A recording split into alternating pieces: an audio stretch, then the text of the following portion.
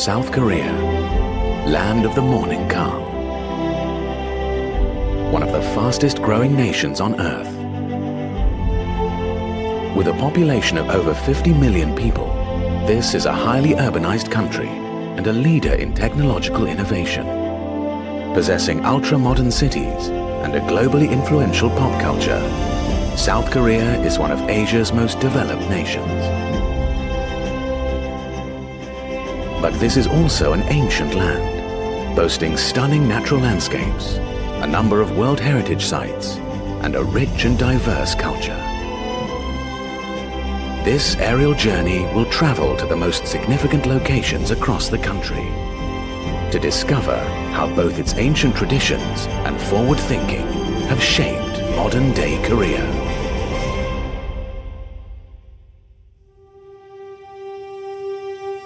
Our journey will take us from the heart of the peninsula in Seoul, moving south towards the city of Gwangju, and finally to the Jeollanam-do region, where we will uncover more of Korea's iconic culture and ancient history.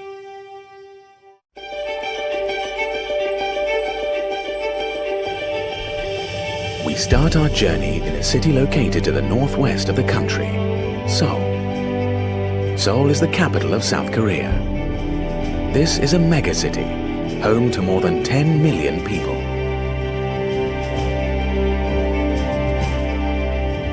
In fact, nearly half of South Korea's entire population lives in the Seoul National Capital Area, which also includes Incheon and Gyeonggi, making it the second largest metropolitan area in the world.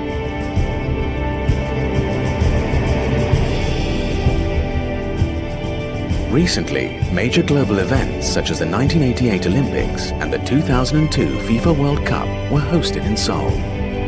And today, people around the world recognize the city as a center of Northeast Asia's business and trade. But as well as having one of the most advanced technological infrastructures in the world, the capital still places great importance in preserving its history, culture, and tradition. Seoul has been continuously inhabited for over 2,000 years and was the capital of South Korea throughout the Joseon dynasty and the Korean Empire.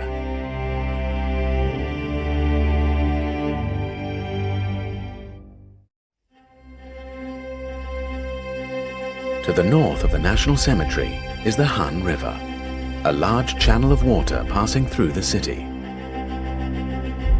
The Han River also flows through the very center of Seoul. In the past, Seoul's territory encompassed only the north side of the river. Today, it is extended to the south. There are a total of 31 impressive bridges connecting both riversides of Seoul, from the Han River Bridge built in 1900 to the Amsa Bridge, completed in 2015.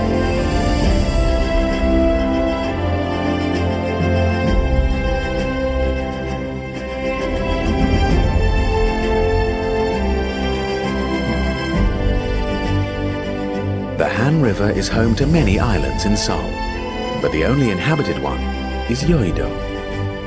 Here you'll find the so-called 63 building, an iconic landmark that was constructed in 1985.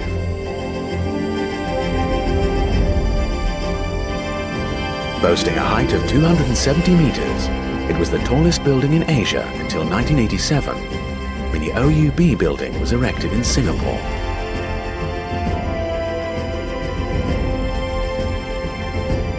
Only a few decades ago, Yeouido was nothing but wasteland. But since the 1970s, it's been modernized. As South Korea became more centralized around Seoul, Yeouido became the pillar of South Korea's political and economic activity, largely modeled on Manhattan in New York.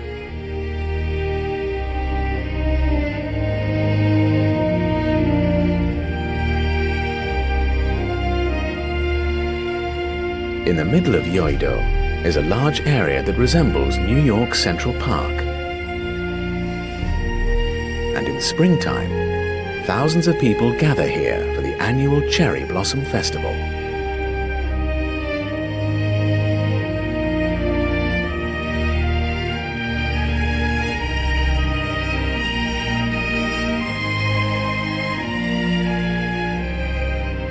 The National Assembly building is where South Korea's parliament is organized. The 24 granite pillars are meant to symbolize the public's diverse opinions, and the light blue dome on top is said to signify the harmonious decisions reached.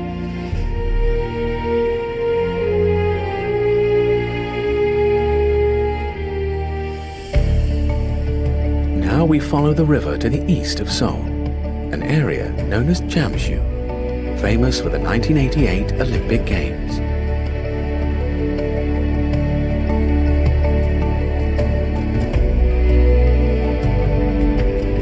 This impressive bridge was built in commemoration of the Olympics. The sculpture on top represents the Olympic flame. Tragically, on May the 29th, 2001, the helicopter attempting to lower this sculpture onto the top of the bridge crashed and fell into the Han River, killing all 3 on board.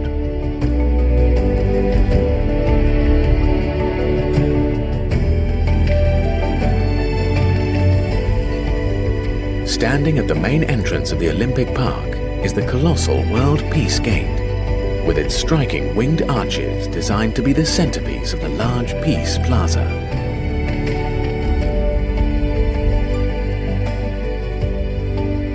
Because of Cold War tensions, many countries did not attend the previous Olympic Games in Los Angeles and Moscow. The Seoul Olympics was the first time in 12 years that almost all nations attended. Today, the Olympic Park is used for various cultural events and is a place of leisure for the city's residents and tourists. Close to the Olympic Park is the Jamsu Main Olympic Stadium.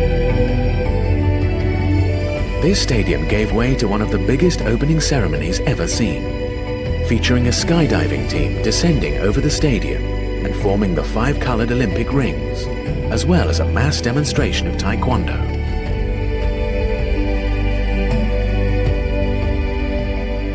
The 1988 Seoul Olympics was seen by many as international validation of South Korea's arrival as a modern country. And in 2018, the Olympics returns to the country for a second time.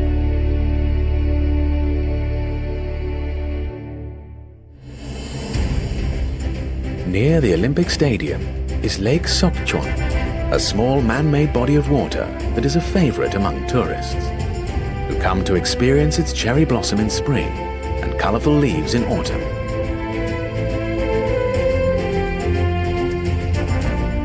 After the Olympics, the city saw a cultural boom thanks to its strong economic growth. With an improved standard of living, people started to enjoy their leisure time more and headed to zoos, movie theaters, amusement parks, and various cultural sites.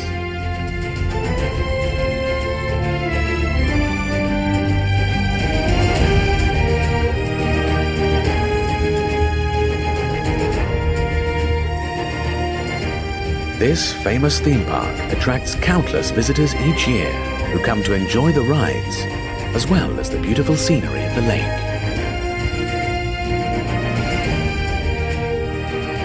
The skyscraper behind the theme park is the tallest building in Korea. Towering over 555 meters, it'll be the 6th tallest building in the world. Inside, there's a 500-meter high observatory, 6-star hotel, and lavish facilities which altogether make the building Korea's next iconic landmark.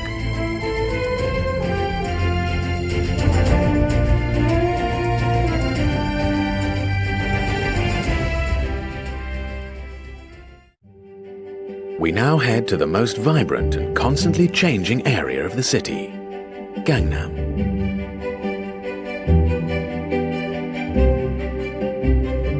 Gangnam rose to instant fame in 2012 through the smash hit Gangnam Style, sung by Korean pop star Park Jae-sung, better known by his stage name, Psy.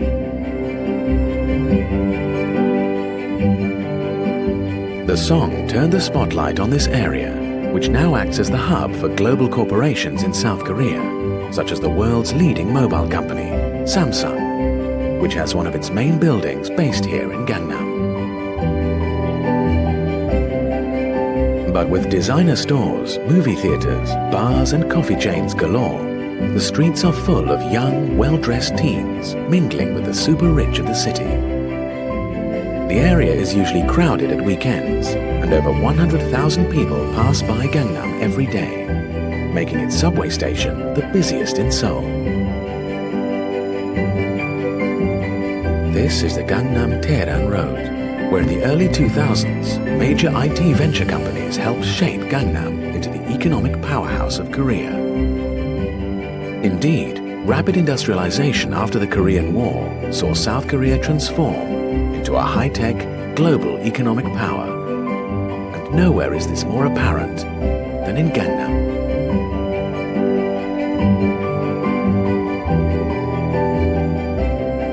On the way down the Taeran Road is the COEX International Convention Center. Hosting the G20 in 2010, it boasts one of the largest conference halls in all of Asia, with a capacity of up to 7,000 people. It provides numerous exhibition halls for international trade and political gatherings.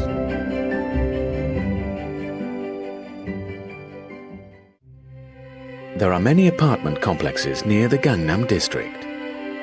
Seoul has a high population density, being almost twice that of New York and 8 times greater than Rome. For this reason, there are countless residential apartments in Seoul to accommodate the city's 10 million residents. But there is more to Seoul than just its impressive skyscrapers. Leaving behind the hustle and bustle of Gangnam, we now explore a very different side to Seoul. Seoul is an ancient city decorated with UNESCO-listed buildings. Many historical sites can be found in the very center of the city. The tomb of the 9th and 11th kings of the Chosun dynasty sits here at Sanjanglung. And in Seoul, there are many other royal tombs preserved in the city. The royal tomb's cultural value was officially recognized in 2009 when they were registered as UNESCO World Heritage Sites. People say that few tombs are as well preserved as the royal tombs in Sanjanglung. And it's often visited by many of Seoul's residents looking to escape the busy urban sprawl for a bit of peace and quiet reflection.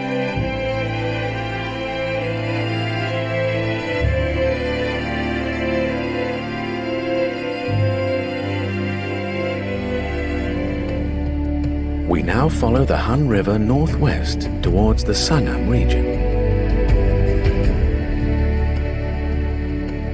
The development of Seoul did not come without a price. Environmental pollution and insufficient forestry had a negative impact on the city's sustainability. To resolve these problems, Seoul planned and executed what was called the New Millennium Project during the early 2000s. Focused around the Sangam region, the work for sustainable development was launched.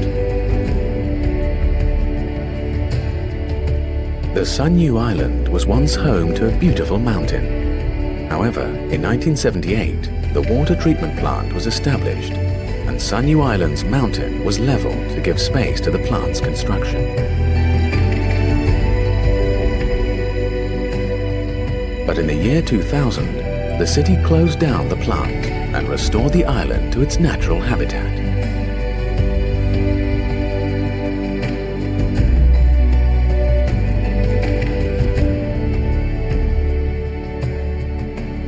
This restoration made Sunyu Island the country's first repurposed ecological park.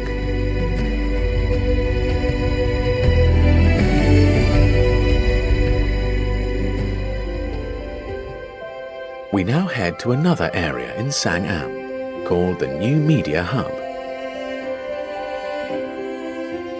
Korea's booming media and entertainment industry gave birth to the DMC, the Digital Media City. After the 2000s, Korean pop culture began to escalate, with Korean music and dramas spreading throughout Asia and parts of the Western world. Now the digital media city is at the heart of Korea's TV, game, and movie industries.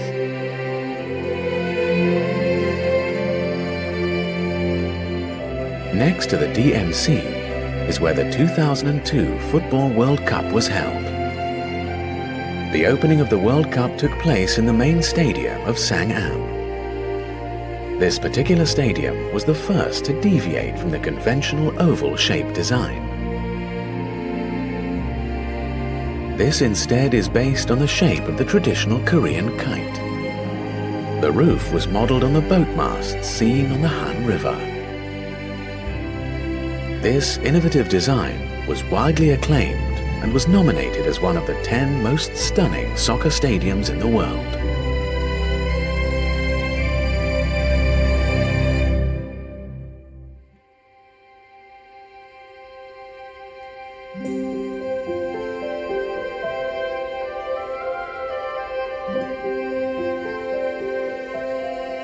Next to the stadium stands Nanji Island.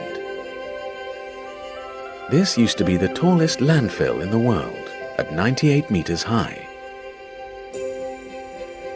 Before it became a landfill, Nanji Island was home to thousands of birds and was famous for its rich flora. The island has since been restored to its original beauty and now goes by the name of the Sky Park. During autumn, the white reed grasses are in full bloom, and since the year 2000, around 30,000 butterflies have been released on the island, meaning it is not unusual to see them flying about the park.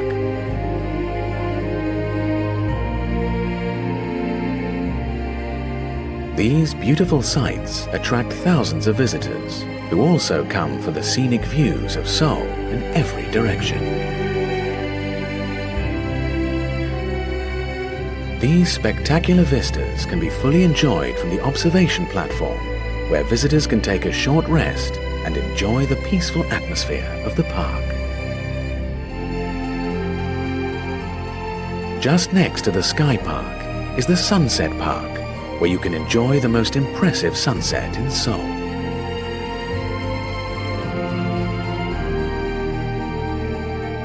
Its simple design and impressive artistic monuments are a favorite among locals and tourists. The perfect place to end our time in the capital city.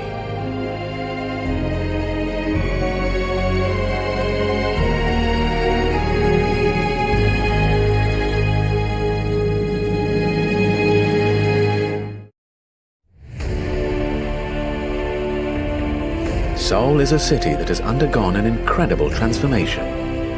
Even after the Korean War, it has continued to develop at an astonishing speed, but puts a great deal of importance on sustainable growth. Seoul has bloomed into a cultural capital with high-profile architecture, top museums, and an influential arts scene. As one of the most economically powerful cities in the world, the future of Seoul has never been more exciting.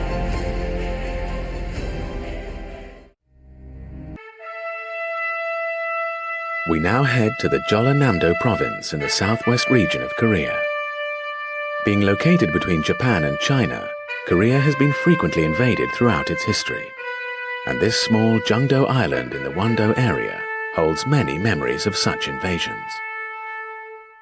Known for its historic naval base, Cheonghae was established by General Jung in 828 in the Shilla period during the 9th century.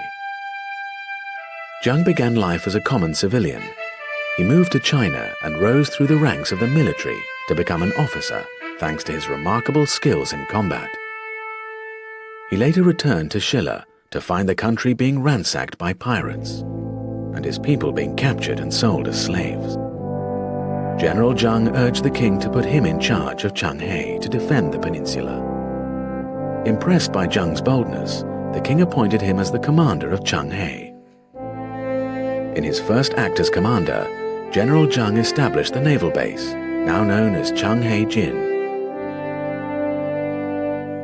Jiangdou Island has a geographical advantage in that it is surrounded by numerous islands, which act as a barrier to any possible attack. It also gave the Korean fleet access to Japan. The name Changhe means to cleanse the sea. It reflects General Zheng's ambition to eradicate all pirates who threaten the nation.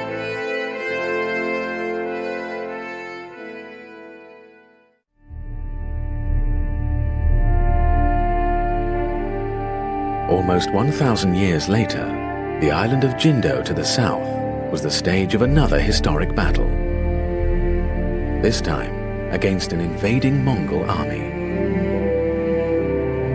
Jindo was the base of the Sambyul Cho, a special defense unit during the Mongol invasion of 1270. The Sambyul Cho was an army of the finest Korean warriors.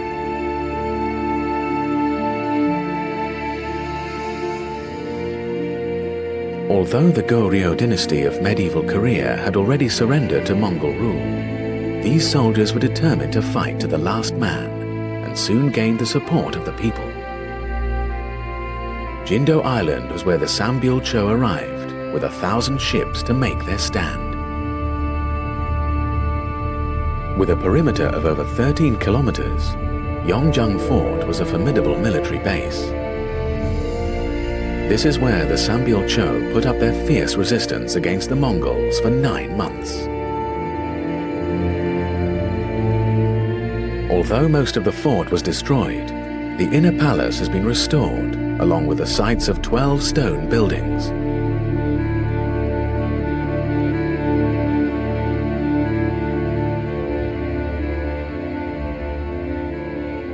Here we have Namdo-jin Fort. It is estimated to have been built during the Three Kingdoms period. This fort was constructed for coastal defense and was where the Sambyul Cho continued to hold off the Mongolian army until they were eventually forced back to Jeju Island.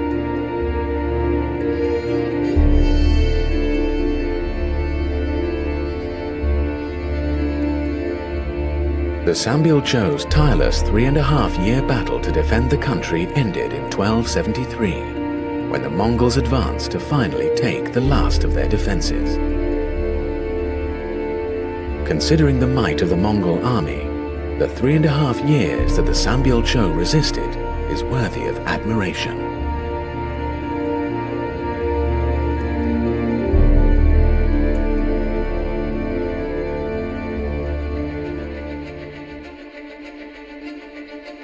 Chola-Namdo province also saw the rise of another legendary naval general, Admiral Yi Sun-shin.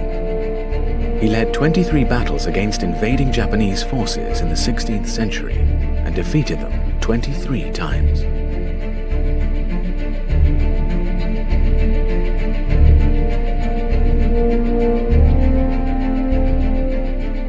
Born in 1545, Admiral Yi became commander of the Chola region in 1591, just 1 year before the Japanese invasion.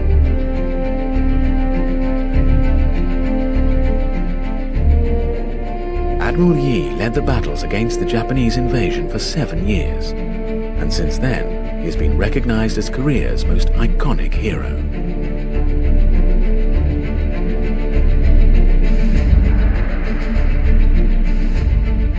This is the town of Yijin, where Admiral Yi came to regroup before the famous Battle of Myeongyang. The Korean fleet had been partially destroyed after a disastrous recent battle under Admiral Won, who died at sea along with any realistic hope of resisting the Japanese Navy. Admiral Yi was now left with just 13 remaining ships under his command. He faced impossible odds against the might of the enormous Japanese Navy.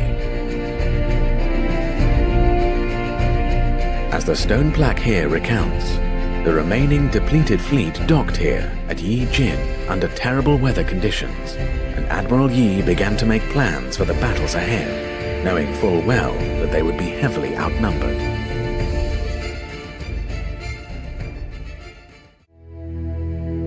After leaving Yijin, Admiral Yi headed towards the naval base at Oranjin, where they waited for the first wave of Japanese warships to arrive.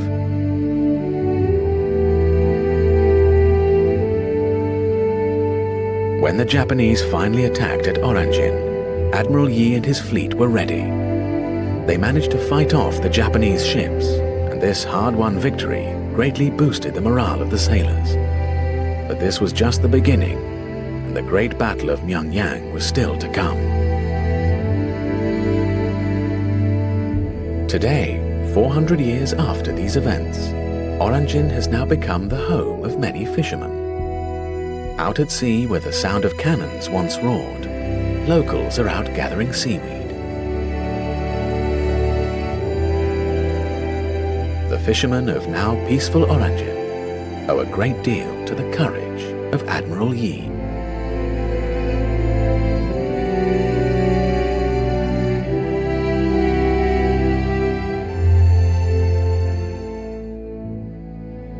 After victory at Oranjin, the Japanese fleet retreated. Admiral Yi predicted that the Japanese fleet would now have to pass through Byakba, and so he docked here for 15 days at Byakba port. Here he made preparations for the next wave of Japanese ships.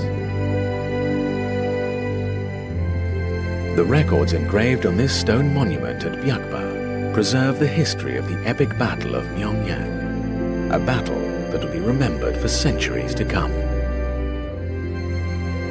But before this grand battle, Admiral Yi managed to destroy 13 Japanese ships here at Byakba as a way to lure the Japanese fleet right into the dangerous Myeongyang Straits.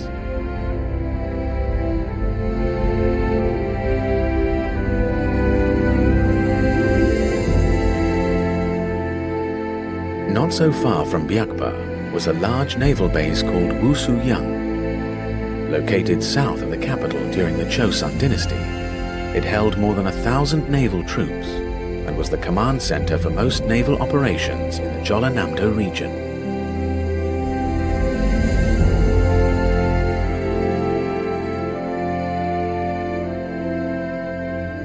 Having sunk those 13 Japanese ships at Byakba, knowing that it would bring the enemy to him, Admiral Yi now moved his fleet here so that the Korean fleet could use the fierce currents and narrow straits of Wusuyang to defeat the invading Japanese.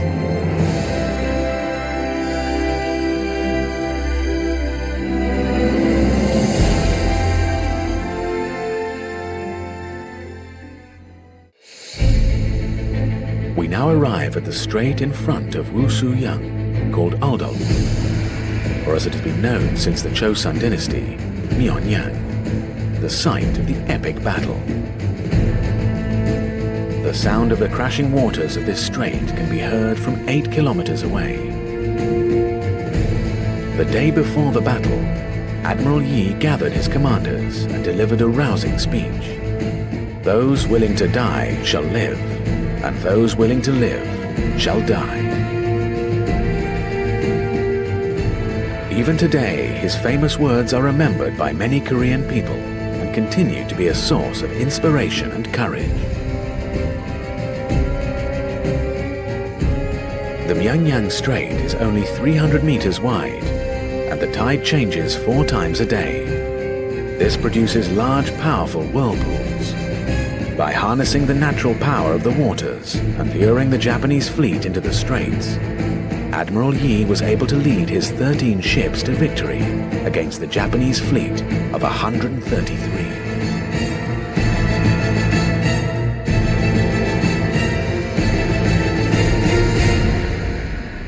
An unprecedented naval triumph in world history, and one that Admiral Yi himself claimed to be nothing short of a miracle.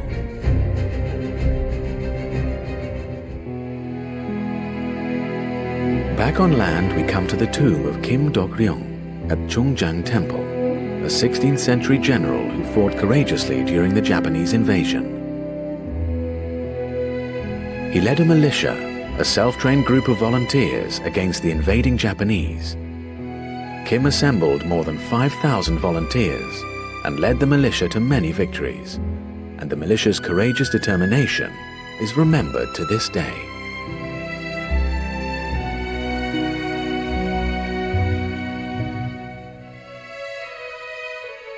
Modern Korea is founded on this very spirit of resilience. Korea is opposed to injustice, and its people are always ready to protect their homeland, no matter the costs.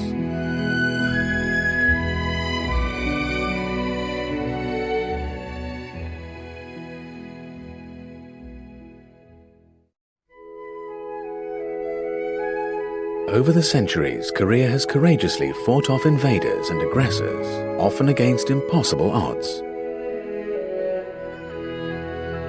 Yet in spite of its turbulent relationship with its neighbors, Korea has rarely invaded other countries.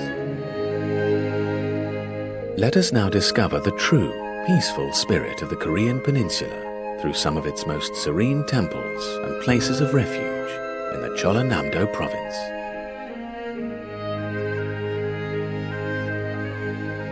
Located in Yasu, this is Hyeongiram, meaning the temple facing the sun, and is an important Buddhist prayer site in Korea. Every New Year, people around the country gather here to see the famous sunrise and to pray. Legend has it that passing by the 7 temples of Hyeongiram will make your wishes come true.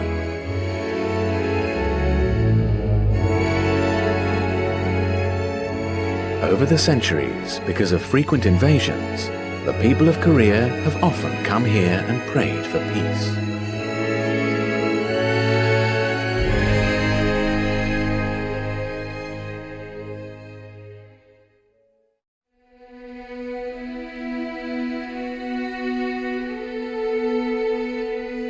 Close to Yasu is Suncheon Bay. As the largest mudflat in South Korea, it once seemed impossible to develop and was neglected for hundreds of years. More recently, it was discovered that the mudflats help to remove pollution from the water flowing from the mainland, and Suncheon Bay is now a protected ecological park.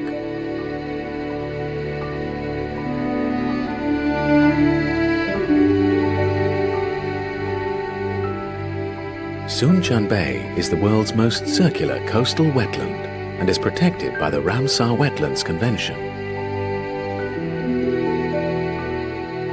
These circular reed fields have been naturally formed and are growing bigger each year, adding to the size of this magnificent natural landscape.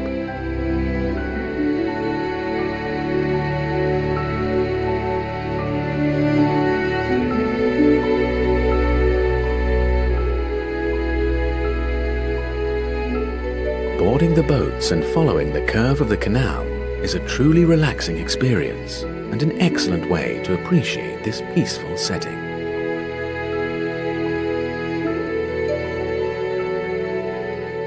Suncheon Bay is one of the most spectacular places to see the sunset in Korea, and countless visitors gather here every evening to take in the view.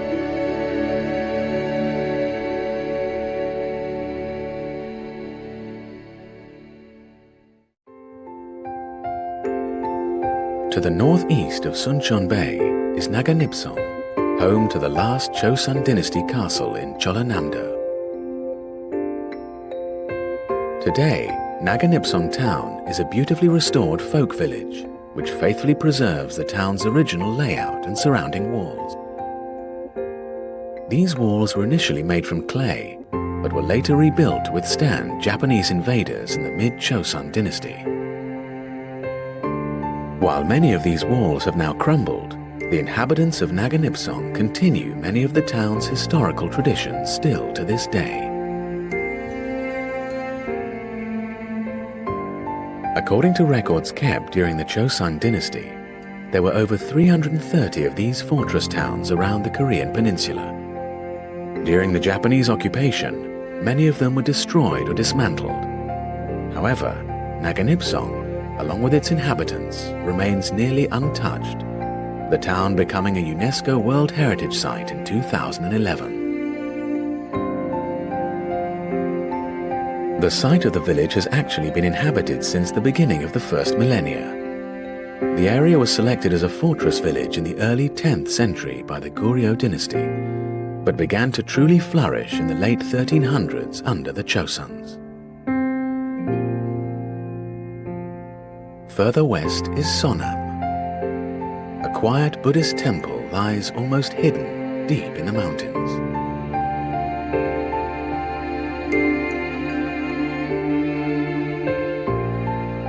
The temple has been reconstructed and renovated numerous times after it was damaged by several invading forces. It was also damaged during the Korean War, but has since been repaired.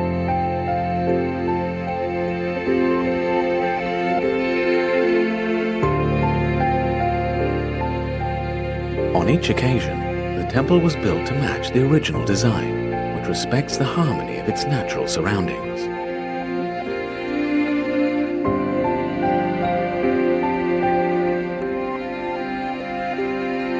A Buddhist temple in the Korean style, Sonam Temple is surrounded by 500-year-old trees of 80 different varieties. The trees give the temple a unique atmosphere of serenity, quite different from other Buddhist temples. A refuge from the hustle and bustle of the modern world, people from the city frequently visit the temple and stay during weekends to revitalize.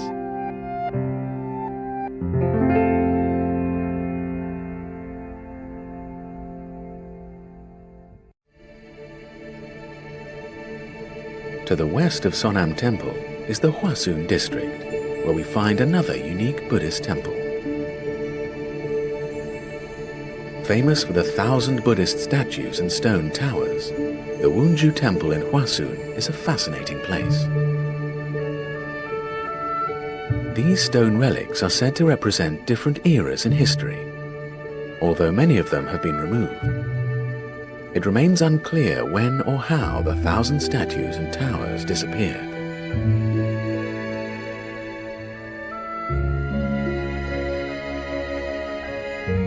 Now only 70 stone towers and 12 Buddhist statues remain, barely enough to remind us that the Wunju Temple was once home to 1,000 of these priceless cultural artifacts.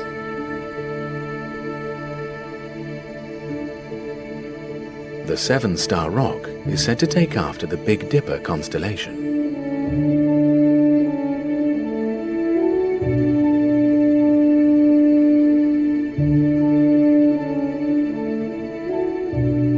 This massive rock statue is 12 meters long and weighs over 250 tons.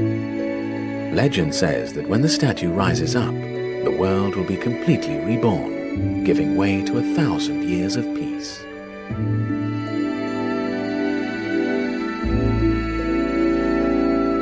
The people who come to visit this mystical and tranquil temple pray in hope of such a bright and peaceful future.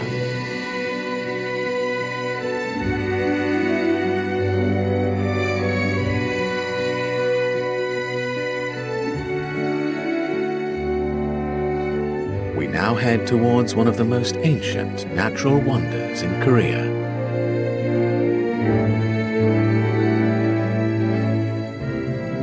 Resembling the Yangtze River Cliff in China, the Hwasun Red Cliffs are 7 kilometers long and more than 150 million years old.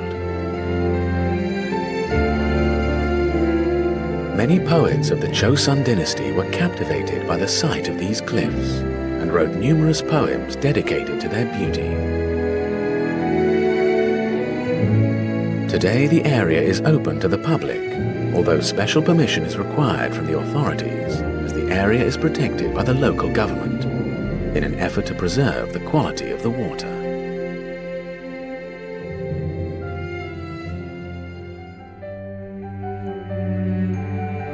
To the southwest of Hwasun is Jindo Island. The island is separated from the mainland by the Myeongyang Strait, where Admiral Yi won the Battle of Myeongyang in 1597.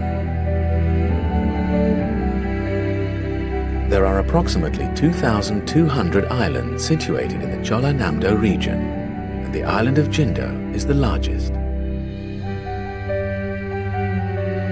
At certain times in the year, the sea reveals a path that leads from the mainland to a connecting island. It is also where the annual boat show takes place. The path appears only twice a year, in March and October for just a few days. The path that surfaces is 2.8 kilometers long and 40 meters wide. The time window in which one can cross is small, just 1 to 2 hours. Thousands of people come here every year to walk across to Jindo. If the phenomenon happens late at night, participants carry torches across, lighting up this astonishing landscape. A truly spectacular sight.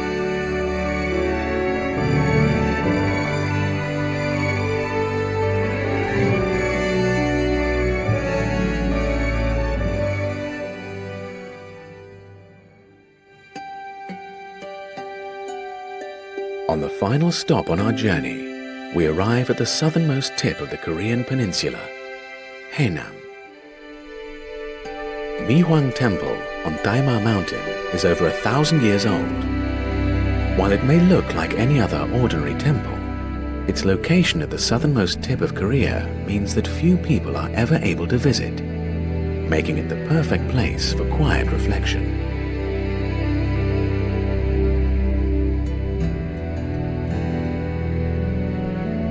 Near the peak of Taima Mountain is a small temple known as Dosoram. In the rugged terrain of Taima Mountain, Dosoram provides shelter to the weary traveler and is a popular spot for meditation.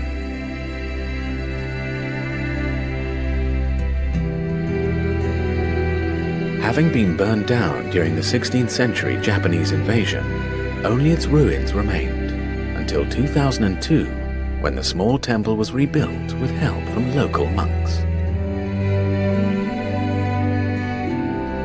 This village is known locally as the Edge of the Land. An ordinary fishing village, it is home to the Edge of the Land Tower, which marks not only the southernmost tip of the Korean peninsula, but also the end of the Eurasian continent. A fitting end to our journey across this spectacular country.